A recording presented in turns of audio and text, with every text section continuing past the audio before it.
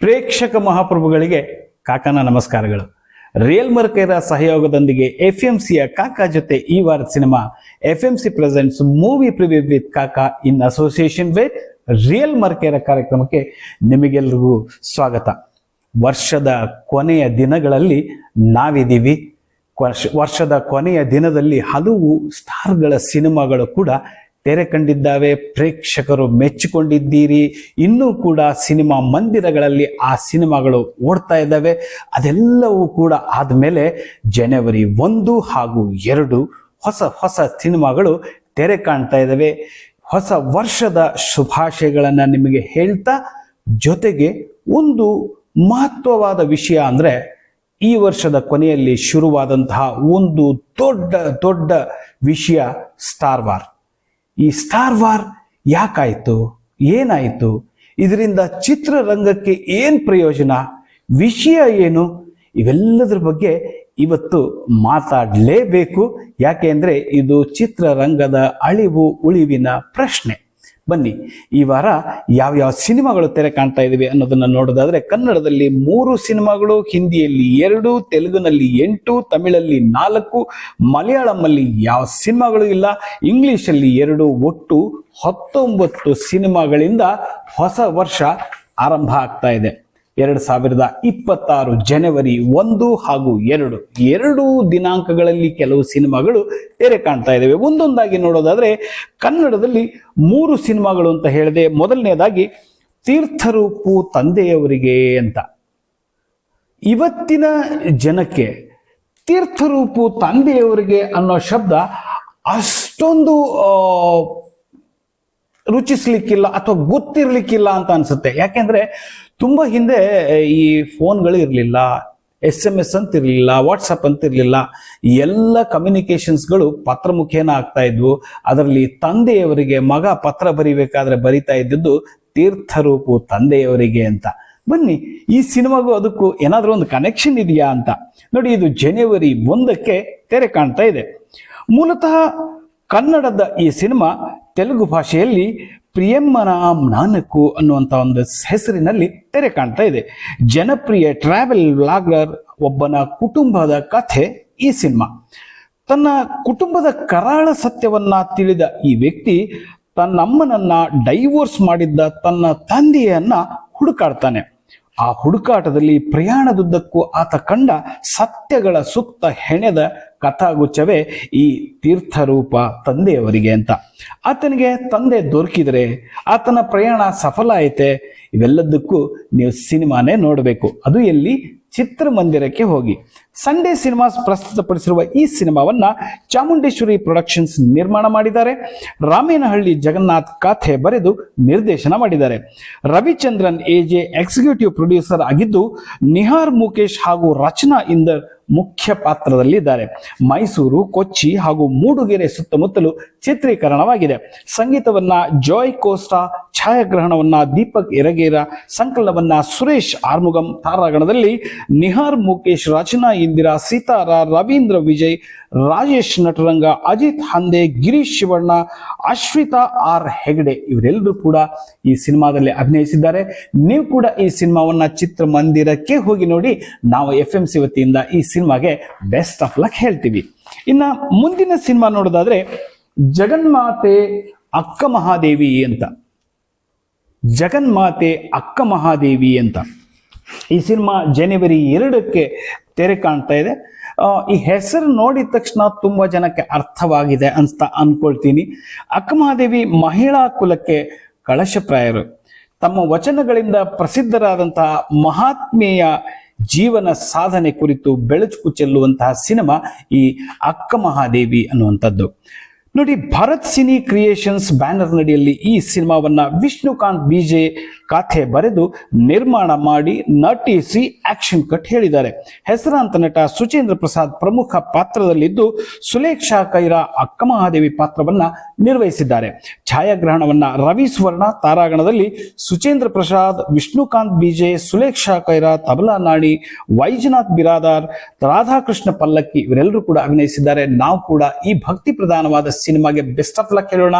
ನೀವು ಕೂಡ ಈ ಸಿನಿಮಾವನ್ನ ಚಿತ್ರಮಂದಿರಕ್ಕೆ ಹೋಗಿ ನೋಡಿ ಅಂತ ನಿಮ್ಮಲ್ಲಿ ವಿನಂತಿಸಿಕೊಳ್ತೇನೆ. ಇನ್ನ ಮುಂದಿನ ಸಿನಿಮಾ ಮೆಜೆಸ್ಟಿಕ್ 2 ಅಂತ.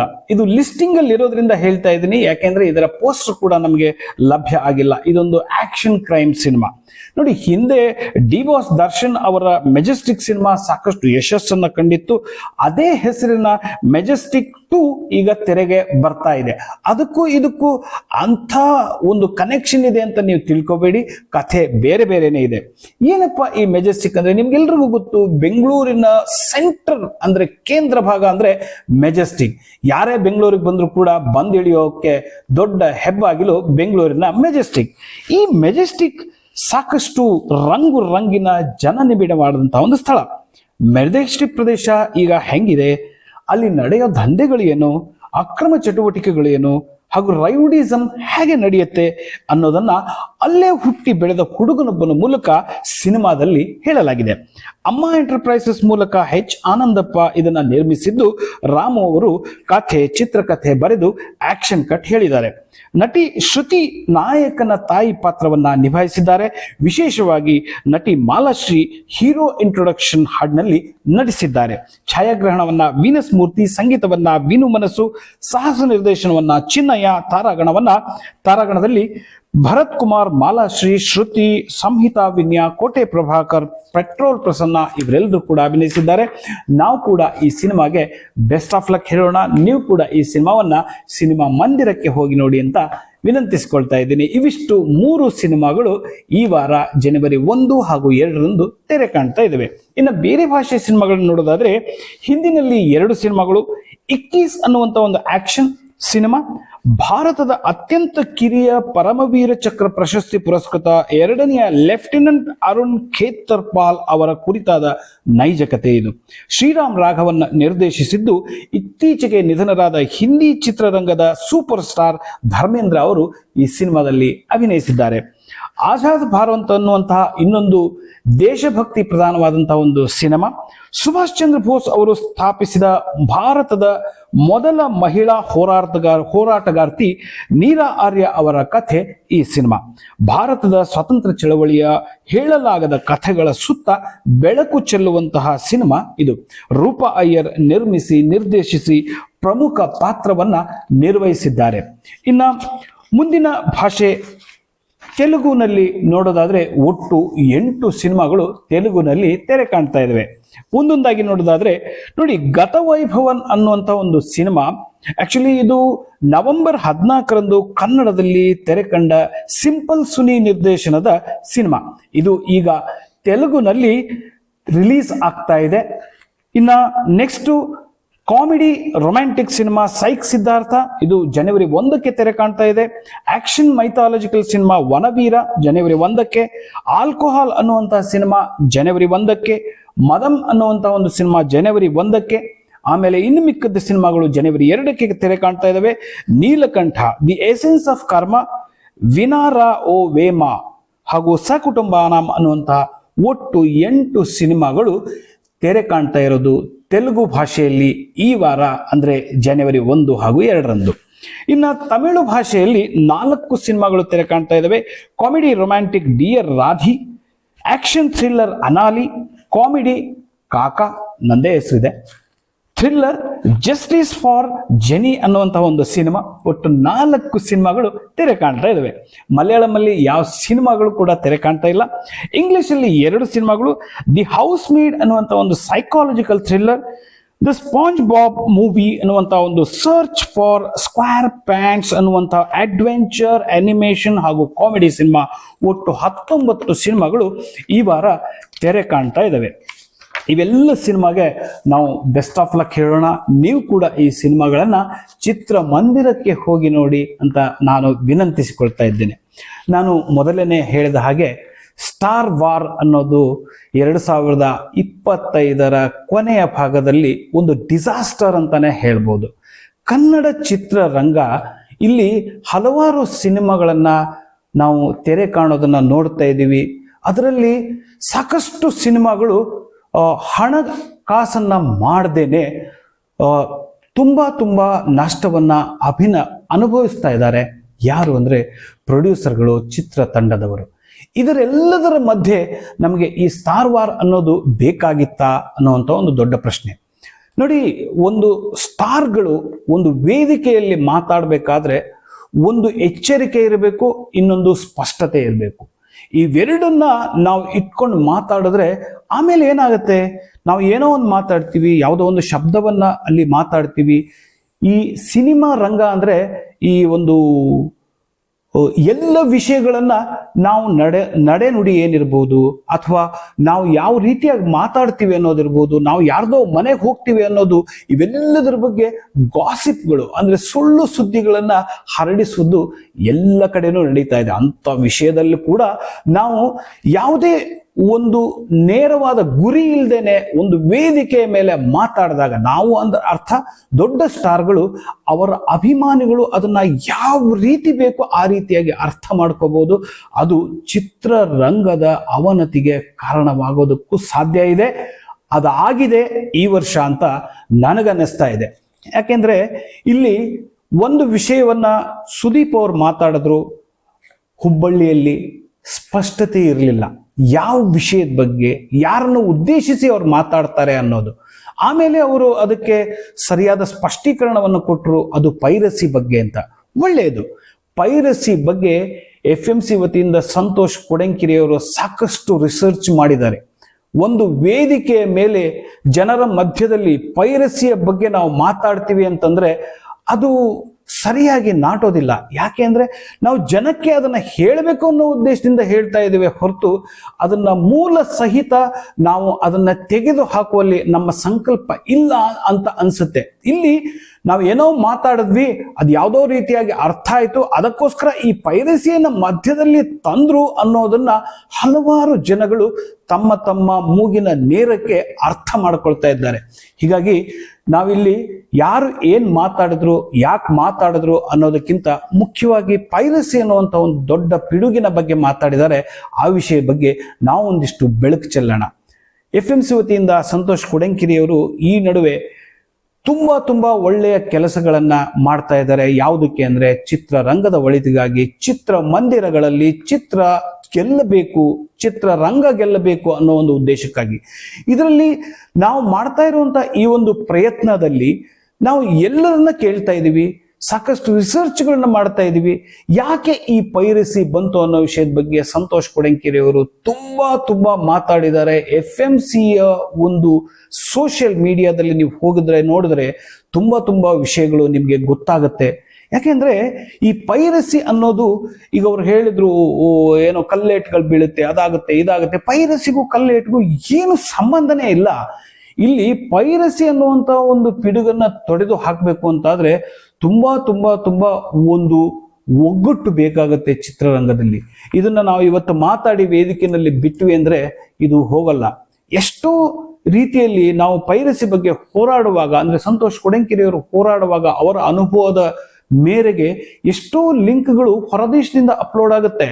ನಾವು ನಮ್ಮ ಭಾರತದ ಸರ್ಕಾರ ಕೂಡ ಅದನ್ನ ಕಟ್ ಮಾಡೋದ್ರಲ್ಲಿ ಅಸಹಾಯಕ ಆಗಿದೆ. ಯಾಕೆ ಅಂದ್ರೆ ನಮಗೆ ಅದರ ಒಂದು ಅಥಾರಿಟಿ ಇರೋದಿಲ್ಲ.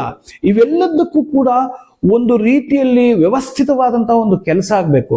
ಅವ್ರು ಕೂಡ ಒಂದು ವಿಷಯದಲ್ಲಿ ಹೇಳಿದ್ರು, ಇವಾಗ ನೋಡಿ ನೀವು ಫೋನ್ ಪೇ, ಗೂಗಲ್ ಪೇ ಎಲ್ಲ ಮಾಡ್ತೀರಿ, ನೀವು ಯಾವತ್ತಾದ್ರೂ ನೀವು ಹಾಕಿರೋ ನಂಬರ್ಗೆ ಅಂದ್ರೆ ಯಾರಿಗೆ ನೀವು ಕಳಿಸ್ತೀರಿ ಅವರಿಗೆ ಬಿಟ್ಟು ಬೇರೆಯವರಿಗೆ ಹೋಗಿದ್ದಿದೆಯೇ? ಯಾಕೆ ಈ ವಿಷಯ ಹೇಳ್ತಾ ಇದ್ದೀನಿ ಅಂದ್ರೆ, ಇಷ್ಟು ದೊಡ್ಡ ಒಂದು ಎನ್ಕ್ರಿಪ್ಟ್ಮೆಂಟ್ ಅಂದ್ರೆ ಇಷ್ಟು ದೊಡ್ಡ ಒಂದು ಪಾರದರ್ಶಕತೆಯನ್ನ ನಾವು ಇಟ್ಕೊಂಡು ಟೆಕ್ನಾಲಜಿ ಇರುವಾಗ, ಬೆಂಗಳೂರು IT ಹಬ್ ಅಂತ ಬೇರೆ ಹೇಳ್ತೀವಿ ನಾವು, ಈ ಒಂದು ಸಣ್ಣ ವಿಷಯವನ್ನ, ಸಣ್ಣದು ಅಂತ ನಾನು ಹೇಳ್ತಾ ಇಲ್ಲ, ಇದನ್ನ ನಾವು ಪ್ರಯತ್ನ ಪಟ್ರೆ, ಈ ಸಮಸ್ಯೆಯನ್ನ ತೊಡೆದು ಹಾಕಬೇಕು ಅಂತ ಪ್ರಯತ್ನ ಪಟ್ರೆ, ಟೆಕ್ನಾಲಜಿಕಲಿ ಇಷ್ಟು ಮುಂದಾಗಿರುವಂತಹ ಬೆಂಗಳೂರಿಗರಿಗೆ ನಮ್ಗೆ ಇದು ದೊಡ್ಡ ವಿಷಯನೇ ಅಲ್ಲ. ಆ ನಿಟ್ಟಿನಲ್ಲಿ ಈ ಒಂದು ಪೈರಸಿ ಬಗ್ಗೆ ಹೋರಾಟ ಆಗಬೇಕು. ಹೋರಾಟ ಅಂದ್ರೆ ನಿಜವಾದ ಹೋರಾಟ ನಮಗೆ ಇದನ್ನ ನಿಯಂತ್ರಿಸೋದ್ರಲ್ಲಿದೆ. ನೀವು ಪೊಲೀಸ್ ಕಂಪ್ಲೇಂಟ್ ಕೊಡಿ, ನೀವು ಏನಾದರೂ ಮಾಡಿ. ಎಷ್ಟೋ ಸರ್ತಿ ನಾವು ಹೇಳ್ತೀವಿ ಈ ಒಂದು ವಿಷಯದಲ್ಲಿ ಇಲ್ಲಿ ಪೈರಸಿ ಆಗಿದೆ, ಅಲ್ಲಿ ಪೈರಸಿ ಆಗಿದೆ ಅನ್ನೋದನ್ನ. ಇನ್ನು ಮೊನ್ನೆ ನಾವು ಡೆವಿಲ್ ವಿಷಯದ ಬಗ್ಗೆನೂ, ಸಿನಿಮಾದ ಬಗ್ಗೆನೂ ಹೇಳ್ತಾ ಇದ್ದೇವೆ. ಅದರ ಪ್ರೊಡ್ಯೂಸರ್ ಕೂಡ ಹೇಳ್ತಾ ಇದ್ರು 10,000ಕ್ಕೂ ಹೆಚ್ಚು ಪೈರಸಿ ಆಗಿದೆ ಅಂತ. 45 ಅನ್ನುವಂಥ ಒಂದು ಸಿನಿಮಾದ ಬಗ್ಗೆನೂ ಪ್ರೊಡ್ಯೂಸರ್ಗಳು ಮಾತಾಡ್ತಾ ಇದ್ರು. ಯಾಕೆ ಈ ವಿಷಯದ ಬಗ್ಗೆ ಈಗ ಇಷ್ಟೊಂದು ಮಾತಾಡ್ತಾ ಇದ್ದಾರೆ? ಮುಂಚೆ ಯಾವ ಸಿನಿಮಾಗಳು ಪೈರಸಿ ಆಗಿರಲೇ ಇಲ್ವಾ? ಸಾಕಷ್ಟು ಸಿನಿಮಾಗಳು ಪೈರಸಿ ಆಗಿದ್ದಾವೆ.